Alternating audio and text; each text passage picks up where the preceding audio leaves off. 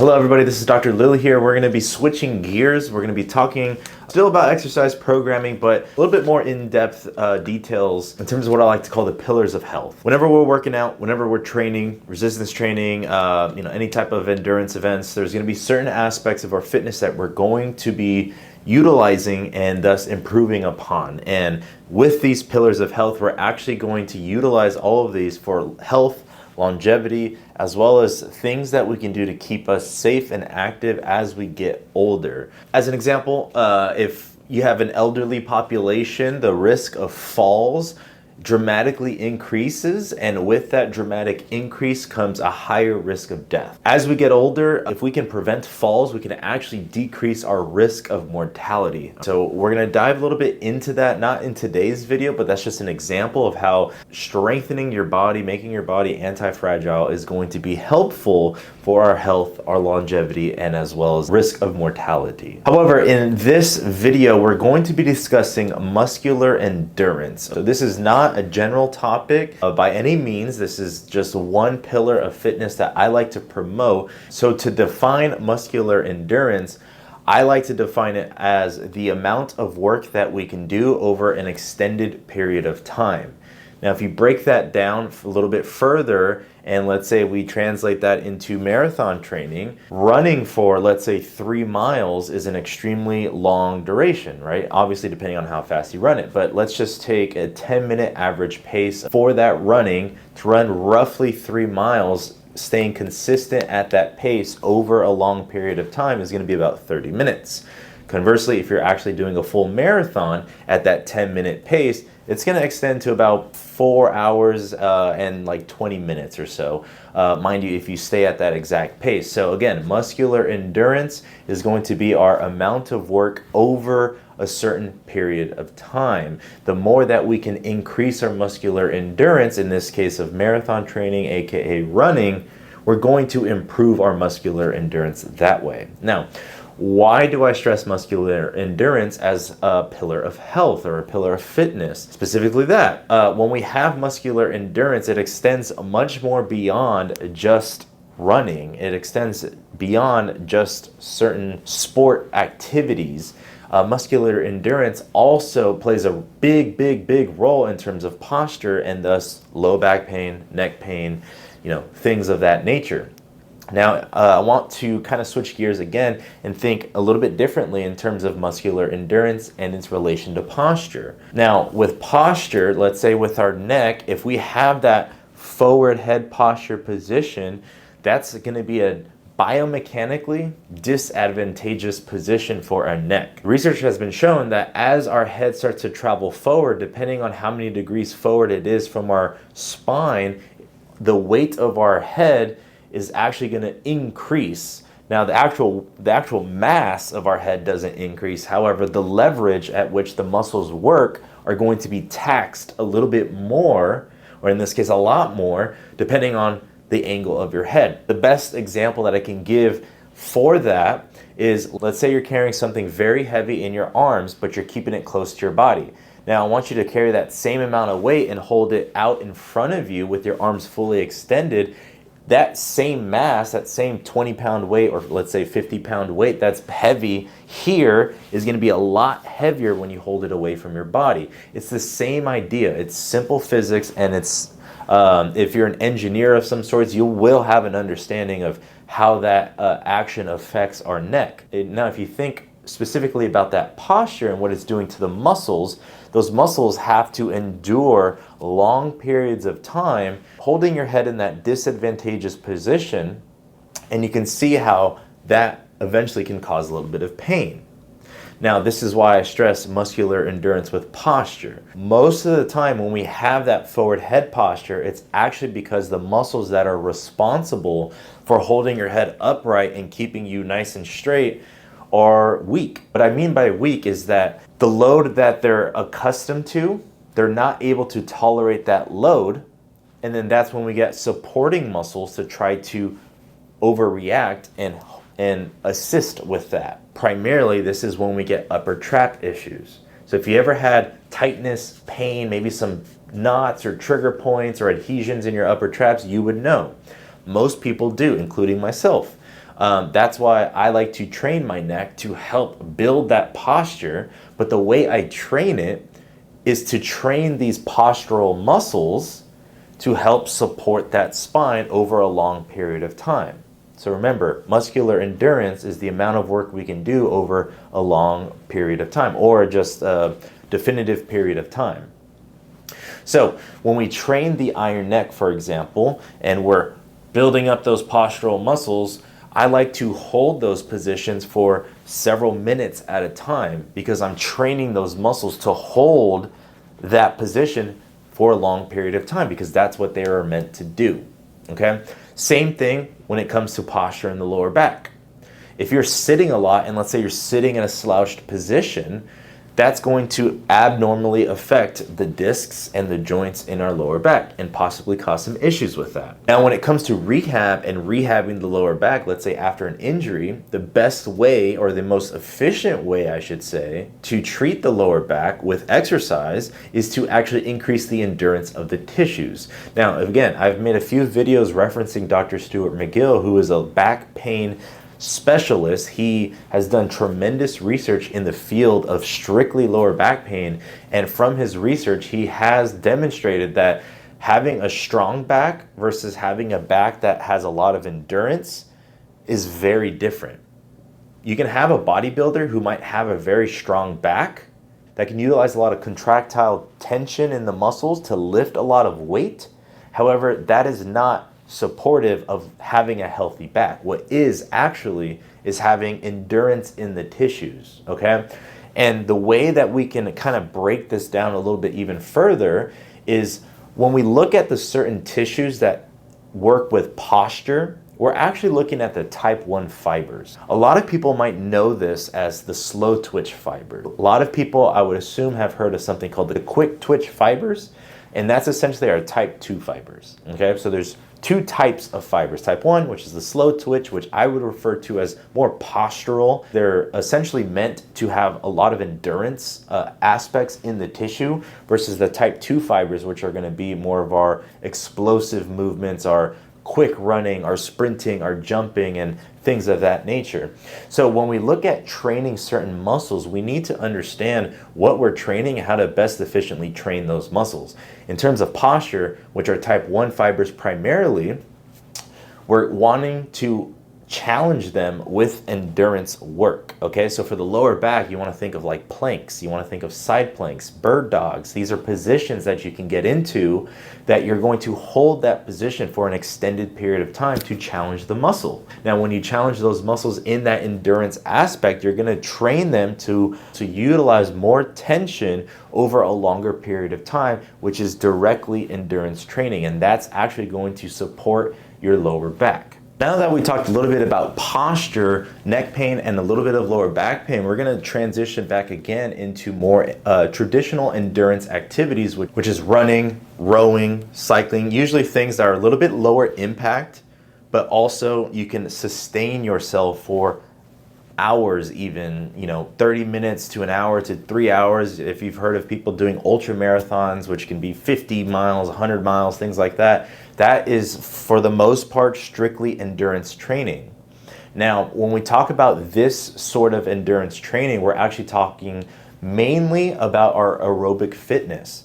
Now, our aerobic fitness directly has to do with our heart, which our heart is a muscle, and we can train that muscle to be more efficient. When we train in these cardio endurance sports, and we're training for this aerobic fitness, there's a few things that happen physiologically in our body to help promote that. Mainly what we're getting is something called angiogenesis.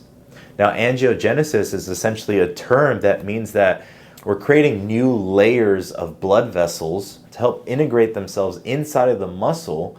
And when we get more blood vessel creation in our muscles, that's going to create more opportunity for the muscle to receive nutrients, as well as expel anything that we don't want, like lactic acid, like any toxic buildup, any acid waste, any muscular damage, and things like that. So we're ultimately going to help our recovery in the process of running, and that's what makes us more efficient when we run. We're going to have an increase in our heart strength and contractility of our heart muscle, but we're also mainly going to have this process of angiogenesis, which is going to help get those muscles more blood flow. This process of angiogenesis can also extend into our heart. This is why it's highly recommended for people with cardiovascular disease to do cardio events, because we want to strengthen the heart. We want to undergo this process of angiogenesis, because if you're at a risk of, let's say, heart blockages that can damage and thus cause a heart attack in the heart muscle, if you can somehow undergo this process of angiogenesis, it might actually help with that, as well as with the muscles, right? So there's a lot of things that happen when we undergo this aerobic fitness and train this muscular endurance that can help with your overall health and longevity. Another concept we want to discuss is something called zone 2 cardio. Now, zone 2 cardio is essentially one portion of our measured heart rate that we can kind of stick in, that our body is better adapted to help fuel our muscles while expelling out those toxic chemicals that build up when we're utilizing those muscles, all the toxic waste. So the best way to get into this zone 2 is to actually measure your heart rate, right? Whether that's through wrist-based heart rate wears, which are fairly good at that. You can get actual heart rate monitors that you can tie around your chest that measure your heart rate. The best way that I personally do it is based off how I'm feeling. If I were to start my runs 6-7 weeks ago when I started my marathon training, within 10 minutes, I would not be in zone 2. I was that quote unquote out of shape that I would not be in zone 2, and a lot of the runs that I would be doing would be out of that zone and I would be dead tired. I just wouldn't be able to continue. Now, as my training has progressed, that zone 2 is a lot easier for me to feel in it. And now, because I've done it for so long, I can kind of attribute my pace race, so how fast I'm running, to a particular zone, in this case, zone 2. So for me, an average running pace that feels comfortable for me is about a 10-minute pace. And that 10-minute pace for me, I would say, is my zone 2 cardio. Anything faster than that, if we're getting into the 9:20s, 9 minutes, and definitely under 9 minutes, I'm going to be approaching zone 3 and zone 4, which I can do for sustained periods of time, but I know that I'm going to gas out 20 minutes later, 10 minutes later, 15 minutes later, as opposed to being at that 10-minute pace for a whole hour and I won't really feel super tired. I'll be able to continue running, and that's what we mean by zone 2. Zone 2 is that ability, and specifically that heart rate zone that we're in, to allow us to continually work over a set duration of time. That's exactly what muscular endurance is. So just to reiterate, muscular endurance is the amount of work that we can do over a set period of time. Now, lastly, we're going to switch it up and we're going to discuss muscular endurance in a typical gym setting. Now, if we're talking about resistance training, the general gist of what muscular endurance is typically is a lighter weight and you're doing more repetitions of that weight, okay? So if we do the classic example of, let's say, a squat, if, let's say, doing a squat with the 45-pound bar is heavy for you, let's say you're just getting into the gym, into resistance training, and that's heavy for you, if you can't perform that for more than 15 reps, that's not going to be an endurance exercise for you, right? We might have to kind of scale down the weight, scale down the load a little bit to, let's say, body weight squats and see if we can achieve anything more than 15 reps, right? So the general idea in terms of percentages and numbers and how do we kind of figure out what's endurance and what's not, there's a few factors we can kind of play around with. By no means is this a perfect measurement of what it is, because it's different for each person, but this is a very good way that you can do to apply to yourself and test it out and see if that helps with that, right? So number one is we need to figure out what our personal record is. So let's say we take a movement, let's say again a squat, and let's say you do a 100-pound squat, right? Just for simple math's sake, we do a 100-pound squat. That's your 1 rep max, and that's the most that you can do, right? If we want to get to an endurance state, typically you do anything around 50% of your 1 rep max, okay? So 50% of 100 pounds is 50 pounds. That's going to be your weight that you're going to utilize for your muscular endurance. Now, the next thing is we need to figure out our sets and our reps, okay? So for sets, I like to keep it nice and simple. I like to just have 4 sets. From those 4 sets, we need to figure out our rep count. Now, for muscular endurance, we typically want to be on the higher end of things. So we want to be generally more than 15, aiming towards 20 to 25 reps. Once we kind of get towards 25 reps, that's good enough, right? You can surely do more. You can try doing 60 reps, but that can be a little overkill in some cases. But if you're strictly training for endurance training, that's going to help maybe even promote your running or your cardiovascular endurance training. Doing resistance training in the form of endurance training is going to be beneficial for you. Typically, again, the load is lower, so it's not super stressful on your joints, on your ligaments, but the fact that you're doing more reps at this lighter weight, you're encouraging the muscles to grow and train, typically, again, those type 1 fibers that's going to carry over into your running or into your cycling or whatever endurance sport that you're trying to do. Weight, about 50% of your 1 rep max. Sets, anywhere from 2 to 4 sets, maybe even 6 sets.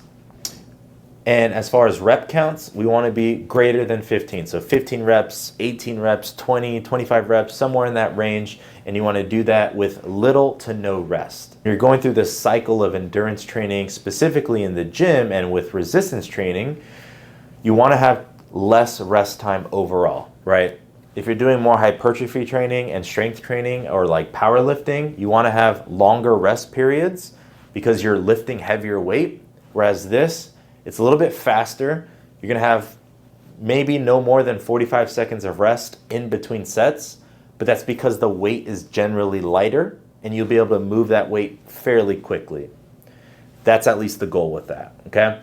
So again, muscular endurance is a very powerful tool that you can utilize into your training systems.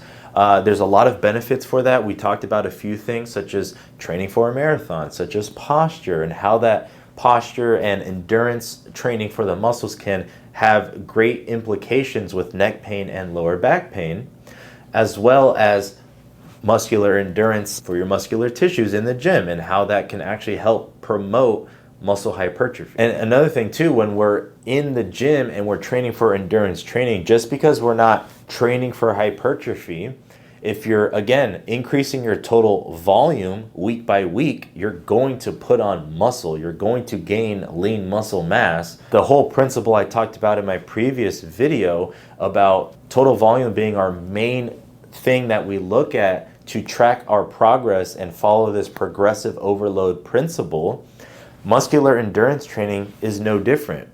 If you do 6 sets 1 week at 50% 1 rep max and you only do 15 reps, but then the following week you do the same exact thing, but instead of doing 15 reps, you do 18 or 20 reps, that is increasing your total volume.